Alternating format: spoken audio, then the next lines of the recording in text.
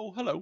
Welcome to another video, and this is the second in my series of Kill Team Basics videos. So, if you've already played a dozen games of Kill Team and you understand the basics of how to play, this might not be for you, but I had some requests in the comments for things that are really sort of basic and introductory, so this is my stab at that. So we're going to look at the actions today, the things that you can do with your action points. If you listen to the first video in this series, you'll understand that action points are one of the stats that your model can have, and most models have 2, and some have 3, and that's really it. So one of the things that you can spend your action point on is a normal move action, which means that you move your move stat. So generally, this will be 3 circle. Remember that you can move your move in as wobbly a line as you like, just like any other Games Workshop game. A lot of people thought that you had to move like a circle in a straight line, and then turn, and then a circle in a straight line, and then a circle in a straight line. It's not the case. It's not the case. You can move however you want, and if it helps you to convert all of the shapes into just numbers of inches and think of things that way, you certainly can. But I will, for the sake of trying to be consistent, refer to it as 3 circle. You have to be able to place it at the end of the move, so you have to be able to have somewhere to physically put the model, but as per the FAQ, you are allowed to overhang your base off the edge of terrain. So as long as your model is stable, you can overhang your base. Now that's an interesting decision on Games Workshop part. I know, for example, that my wife's been building Harlequins, and she puts pennies on the bottom of all her Harlequins. Does that mean that she has a mechanical advantage because they can overhang stably more easily than an unweighted Harlequin could? I don't know, and I don't really want to get into it, but it's interesting. Another thing that's interesting is the Adeptus Mechanicus have their sniper fellow with a big oval base, so he can be placed in a lot more areas because he has a big base. I don't know, but you are allowed to overhang your models, and it's up to you. If you're worried about your precious model falling off, then maybe don't take advantage of that rule. You can't move into or out of engagement range. So that means that at no point during your move can you be within an inch or black triangle of any enemy model, okay? And you certainly can't end within an inch of any enemy model. Terrain will have all kinds of effects on how you move. I'm going to do a separate video all about terrain and how it affects your game, so I don't want to get into it now. But also you should be aware that there is a keyword called fly, which basically lets you ignore terrain to a great extent. The charge. So a charge is exactly the same as a normal move with the following exceptions. You gain 1 extra white circle of movement, so most people will charge 4 white circle. You must end in engagement range of a model, and you must end your move if you move into the engagement range of any unengaged enemy model. So you can't charge past somebody to get to a better target if you have no choice but to move through his engagement zone. He gets in your way and stops you. Engagement, because I realised I hadn't said it on the previous slide, is 1 black triangle, so it's 1 inch. That information is quite obscurely buried in the rulebook on a strange page, but yeah, engagement range is 1 black triangle. You can't charge if you're on a conceal order, except the Orc Commandos, but as a general rule, you can't charge if you're on a conceal order. You can't charge if you're already in engagement range with an enemy model. You can't charge if you performed a normal move in this activation, and you can't charge if you performed either a dash or a fallback action. We haven't covered those yet, so we're going to cover them now. Fallback costs 2 action points. For the vast majority of teams, it's going to be all that you can do if you choose to fall back. Obviously, if you have 3 action points, you can fall back and then shoot, which is pretty powerful.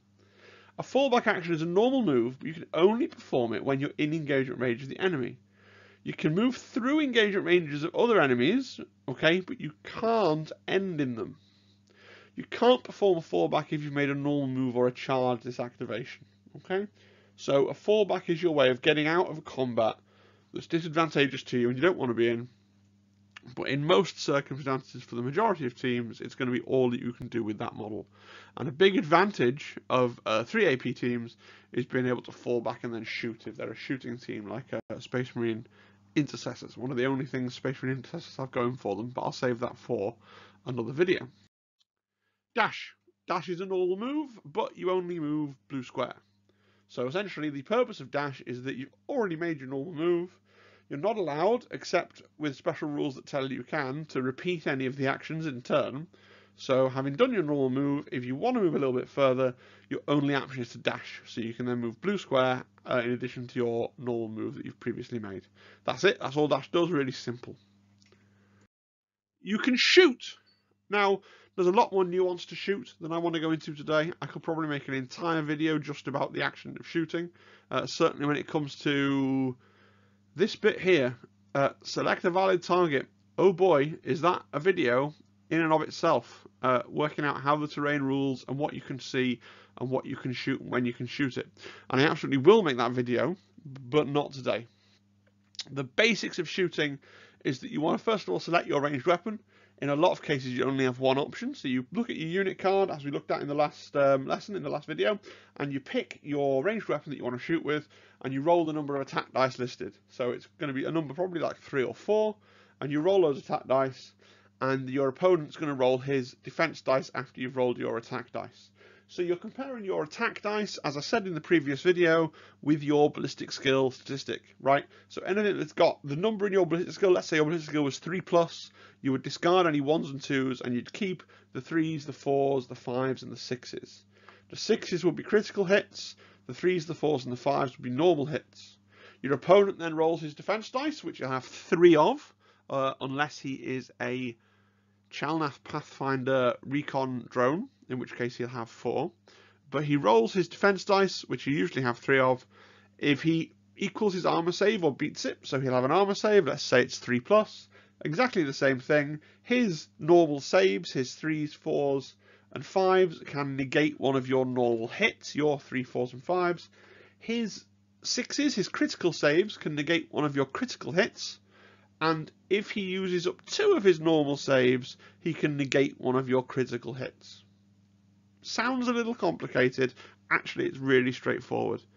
And then you apply the damage stat for the successful hits that haven't been negated, right? So after you've removed the ones negated by saves, you look at all the remaining hits, add all the numbers together for whether they're normal or crit. They'll have usually, as you remember from the card lesson last lesson, they'll either have a normal value and a crit value. Add together the normal value for all your normal dice, add together the crit value for all the critical dice, and you'll do that much damage. If that much damage knocks off more wounds than the enemy has, then he's dead and you remove him. If it doesn't, then you need to put a dice or another marker by that model so that you know how many wounds he's got left. There are various abilities in the game that can restore lost wounds, but unless you've got one of those abilities, he is permanently has less wounds and will be easier to kill next time. One thing I will mention here is when you've taken away somebody's half of somebody's wounds, so when they're below half wounds, they enter a status called injured. Injured models get -1 to their weapon skill and ballistic skill, and they move 1 circle less. They'll usually be moving 2 circle. That injured threshold can be quite important. So if you don't kill somebody with your shooting attack, don't despair. Injuring them is useful and valid and gives you that ability to reduce their effectiveness because all their blood is falling out and they can't fight quite as effectively. Fight! So this is where we get to punch somebody. And if you've ever played 2nd edition Warhammer 40,000, this is kind of reminiscent of that, okay? So you select a valid target, generally it'll be somebody that you're in engagement range with, and then you'll select your melee weapon and your opponent will do the same, and then both at the same time you and your opponent will roll your attack dice, okay?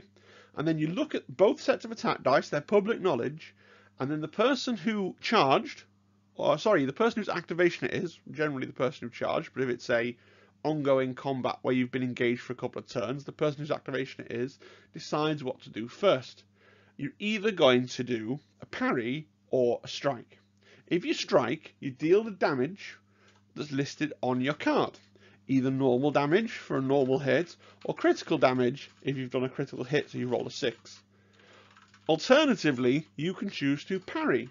So you lose all the damage from that dice, but you get to remove one of your opponent's dice.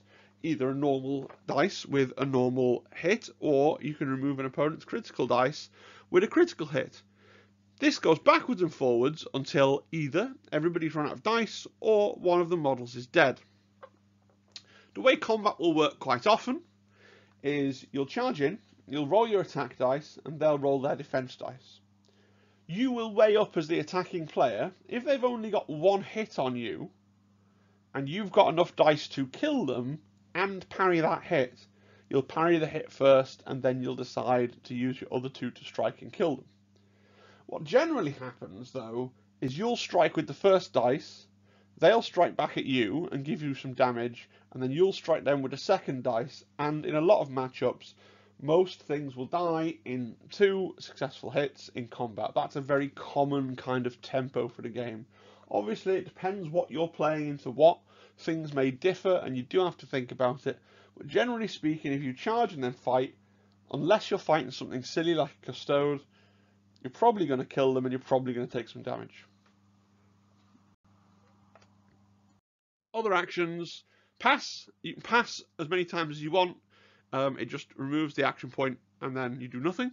So sometimes you'll have a model who's hunkered down, concealed behind a barricade on an objective, and your first action might be to use the objective. So the objectives in various scenarios will have their own actions printed on them. So you might choose to do that, and then for your second action choose to pass because you want to stay there for the next turn to do the same thing again.